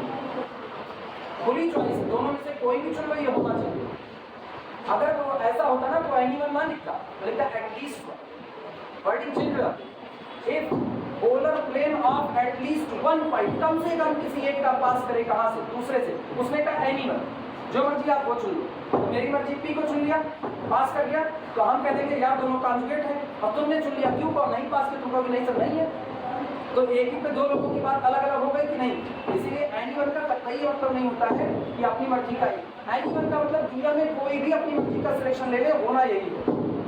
ऐसा नहीं हो सकता है कि आप पी को लेके कुछ और बात कह दी, क्यू को लेके, वरना कहेगा हमेशा, मैथमेटिकली हमेशा कहेगा एटलीस्ट, कम से कम हो। अगर ऐसा होगा कि रैंडमली एक के भी होल्ड होने से बातें होल्ड हो जाएंगी, तो उसको कहा जाता है एटलीस्ट, एनीवन नहीं। आप समझना है, तो बस इतनी ही डिफिनेशन लिखी गई है। तो मान के चलो हम भी एक्सेप्ट कर रहे हैं सीधा सीधा, ऐसी कोई बात मेरे पास मौजूद किताबों में नहीं लिखी है।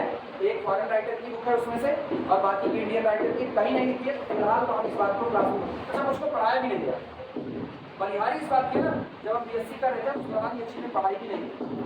ये चीज़ें किताब में मिली, पढ़ते पढ़ते पढ़ते पढ़ते हम सीखे। हम पूरा यूट्यूब छान मारे, उसमें सब खोजना, स्क्वायर की वजह सर्किल का मिलता।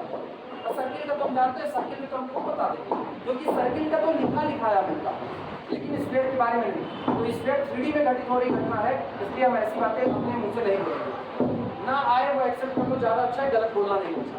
हम गलत बोल दिए, तुम रट्टा मार दिए, हम उसको चले यहाँ पे लिखा दिए और रट्टा मार दिए। अब तुम दुनिया के आगे चिल्लाते हो, दुनिया में कोई मिल गया तो पूछा गाली हम दो, सर जी गलत लिखा, हमने सर जी ऐसे गलत समझ पढ़ोते हैं, तो गलत हो जाएगा। चलो पोलर लाइंस की डेफिनेशन में लिखो। और फिलहाल पैरेलल की यहाँ कोई शर्त नहीं है, पैरेलल वाली शर्त मत बात।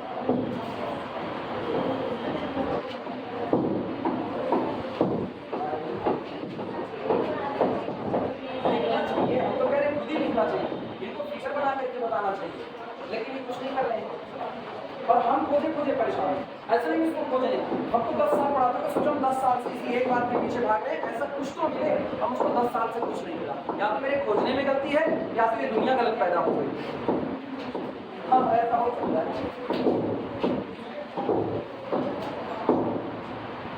देखो polar lines, if two lines L and L dash, if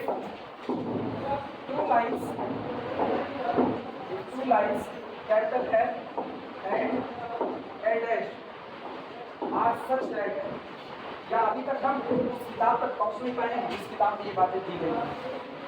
actually geometry में मेरा इंटरेस्ट है, लेकिन जब से हम ये रियल पढ़ लिए, मतलब थर्ड ईयर पढ़ते ज्योमेट्री में फर्स्ट ईयर में थी, फिर हम आगे रियल पढ़ लिए, उधर अलजेब्रा पढ़ लिए, इधर लीनियर अलजेब्रा पढ़ लिए, इधर लीनियर एनालिसिस पढ़ लिए। ये तीनों पेपर है प्योर के। प्योर पढ़ने के बाद अप्लाइड में मन नहीं लगता है, तो हम पढ़े अपने टाइम में 3D, जब हम बीएससी कर रहे थे अपने टाइम में खूब मन से पढ़े। बीएससी के दौरान 2 किताब पूरी सॉल्व कर डाली, खूब मन से पढ़े, जितना था उतना लगाए पूरा अच्छे से। बाद में फिर जब हम पढ़ाना शुरू किए, फिर हम वही किताब उतने मन से सॉल्व किए।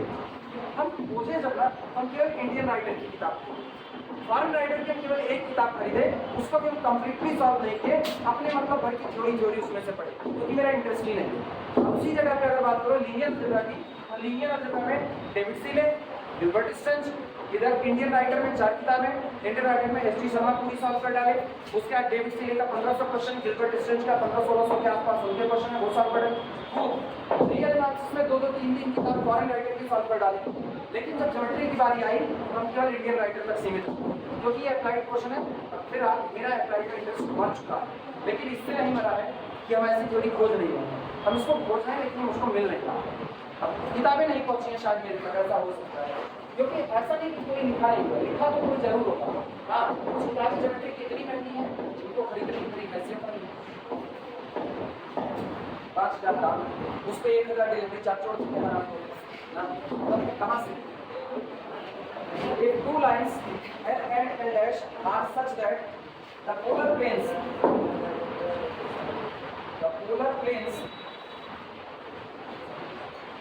of every point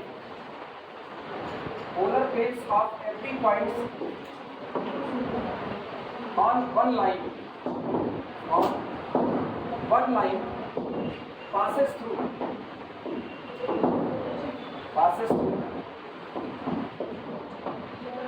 one line passes through the other line. Other line. अब कंफ्यूजन में इसमें लैंग्वेज चेंज कर such that the polar planes of every point on one line passes through the other. One line आपका selection है, इन्होंने चुना P, इन्होंने चुना Q, मतलब ये L चुना, इन्होंने L डैश चुना, ठीक है, दोनों तरफ से ये बातें बोल रही, यानी पहले लाइन L पर मौजूद सारे पॉइंट का पोलर प्लेन L डैश से गुजरना चाहिए, अब दूसरी लाइन L डैश पर मौजूद सारे पॉइंट का पोलर प्लेन कहाँ से गुजरना चाहिए? क्लियर हुआ? passes through the other lines. Then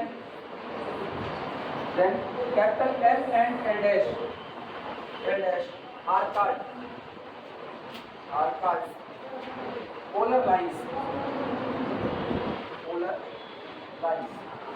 तब ये एक दूसरे के लिए कैसी लाइंस बन जाएंगी? Polar lines.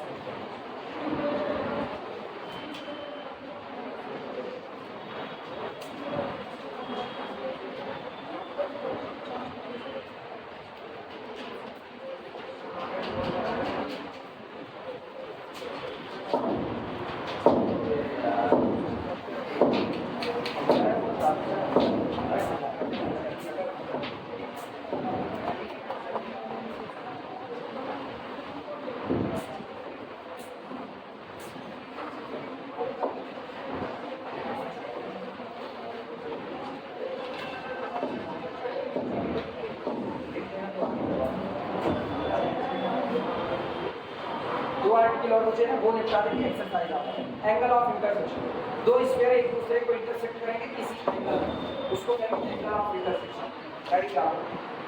Angle of intersection, angle of intersection condition of orthogonality, दो स्फीयर एक दूसरे को ऑर्थोगोनली कट करेंगे।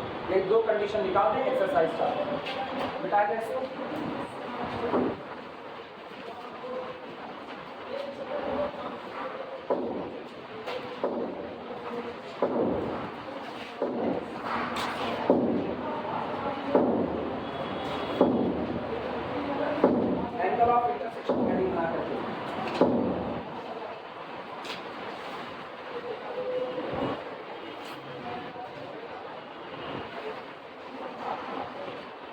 एंगल ऑफ इससे पहले इस बात को समझ होता क्या। मान लो एक स्फीयर दिया गया, दूसरा स्फीयर इसको इंटरसेक्ट किया। जैसे दोनों स्फीयर एक दूसरे को इंटरसेक्ट किए, आपको इंटरसेक्शन पॉइंट मिलेगा। आप इंटरसेक्शन पॉइंट को चुनिए। अब आपको दो इंटरसेक्शन पॉइंट मिलेंगे, दो स्फीयर एक दूसरे को दो पॉइंट पर इंटरसेक्ट करेंगे।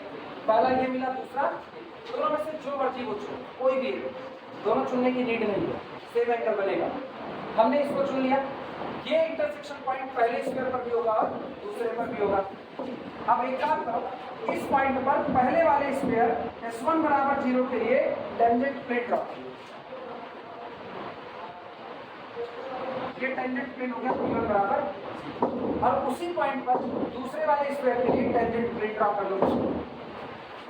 ये आपका हो गया P2 बराबर 0। दोनों टेंजेंट प्लेन के बीच में जो एंगल बनेगा वही एंगल आपका होगा एंगल ऑफ इंटरसेक्शन। और याद करो, दो प्लेन के बीच बना हुआ एंगल उनके नॉर्मल के बीच बना हुआ एंगल। क्लियर हुआ? तो अगर आपने पहला स्फीयर S1 बराबर 0 दिया गया, इसका टेंजेंट प्लेन निकाला और इसका टेंजेंट प्लेन आया A1x plus B1y plus C1z plus D1 बराबर 0। दूसरा स्फीयर आपको दिया गया S2 बराबर 0 और इसका टेंजेंट प्लेन इस पॉइंट पर निकाला, तो ये मिला A2x plus B2y plus C2z plus D2 is equal to कितना? 0। तो क्या दो प्लेन के नॉर्मल के बीच का एंगल निकाल सकते हो? cos थीटा बराबर थीटा बराबर cos A1A2 plus B1B2 plus C1C2 upon under root A1 square summation A1 square under root summation यही आदत। इसका मतलब हम लोग ये काम करते हैं। इसी तरह एंगल ऑफ इंटरसेक्शन पॉइंट आता। चलिए लिखा जाए इस बात को, समझ में आया क्या होता है। अच्छा, अब अगर ये एंगल 90 डिग्री का हुआ, अगर ये एंगल 90 डिग्री का हो गया तो sphere cut each other orthogonal. Orthogonal का मतलब परपेंडिकुलरली कट। अगर आपको एंगल ऑफ इंटरसेक्शन π/2 मिल जाता है तो तुरंत कह दो both sphere intersect each other orthogonal. और इसी ऑर्थोगोनैलिटी की हम लोग कंडीशन निकालते हैं। आसान है कंडीशन। cos थीटा में थीटा बराबर कितना रखो 90 डिग्री, cos हो गया कितना 0, बाकी कंडीशन आपको मिल जाएगा। समझ में आएगा? और फटाफट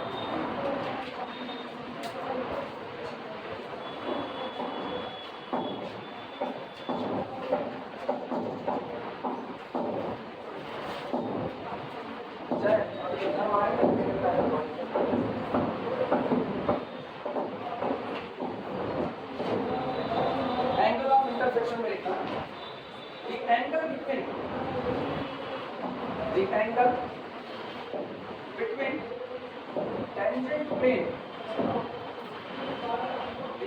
between tangent plane planes to the sphere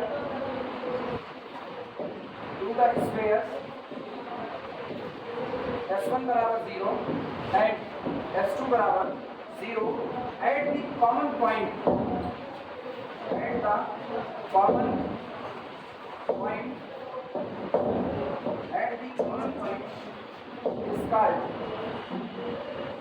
is called angle of intersection.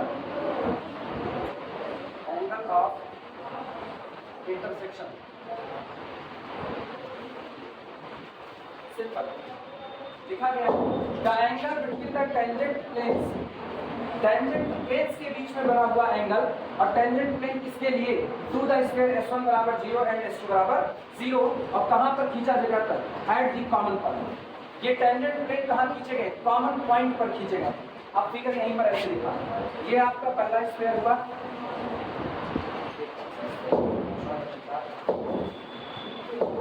और ये आपका दूसरा स्क्वायर। दोनों स्क्वायर ने एक दूसरे को इंटरसेक्ट किया, ये आपका कॉमन पॉइंट मिल जाता है। कॉमन पॉइंट इसी पॉइंट पर दोनों स्क्वायर के लिए टेंजेंट को ड्रा करो।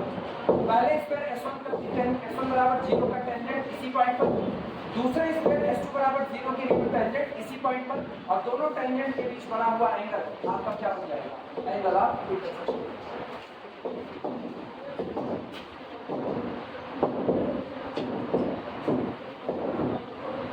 P2 बराबर 0, ये कौन है टेंजेंट प्लेन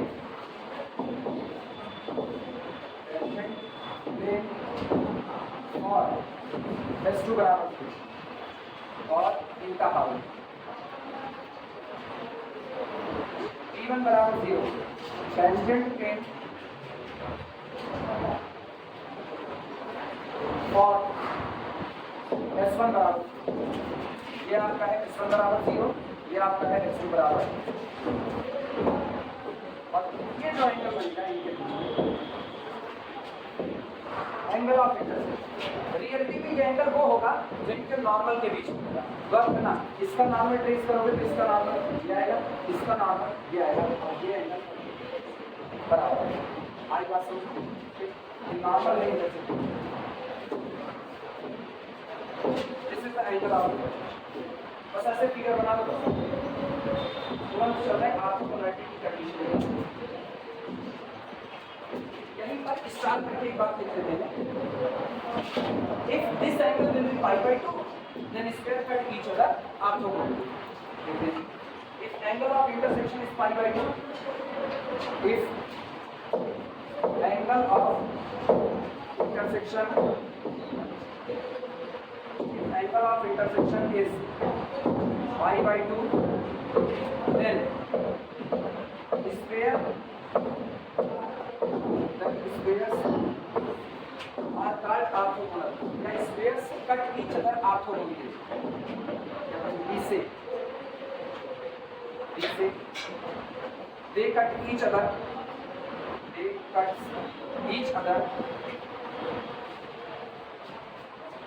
orthogonally।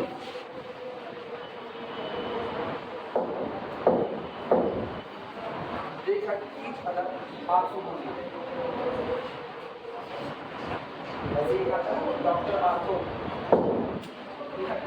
इसके गठिया के इलाज में और क्या डॉक्टर आर्थो गठिया के इलाज उसको लगाया, जो लगाया